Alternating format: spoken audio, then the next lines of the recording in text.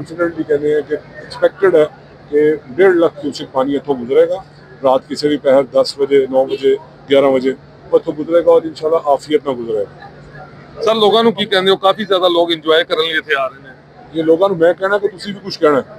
ਅਸੀਂ ਵੀ ਕਵਾਂਗੇ ਲੇਕਿਨ मेरे मुहल्ले ਤੁਹਾਡਾ ਕਹਿਣਾ ਜ਼ਿਆਦਾ ਅਹਿਮੀਅਤ ਰੱਖਦਾ ਤੁਹਾਡਾ ਵੀ ਬੜਾ ਅਹਿਮੀਅਤ ਰੱਖਦਾ ਕਿ ਮੈਂ ਤੁਹਾਨੂੰ ਕਹਿ ਰਿਹਾ ਕਿ ਲੋਕਾਂ ਨੂੰ ਤੁਸੀਂ ਵੀ ਕਹੋ ਕਿ ਮਿਹਰਬਾਨੀ ਕਰਨ ਕਿ ਇਹ ਪਿਕਨਿਕ ਸਪੌਟ ਨਹੀਂ ਹੈ ਕਿ ਕਿਤੇ ਵੀ ਪਾਣੀ ਹੈ ਕਿ ਉੱਥੇ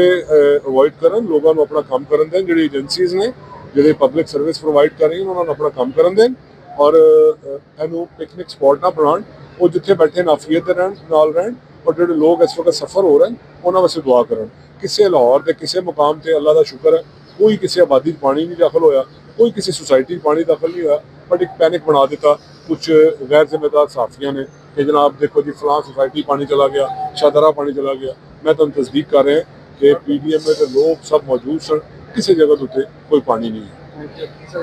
जी तुसी बिल्कुल गुफ्तगू जानी है बिलाल यासीन साहब जी ते बिलाल यासीन साहब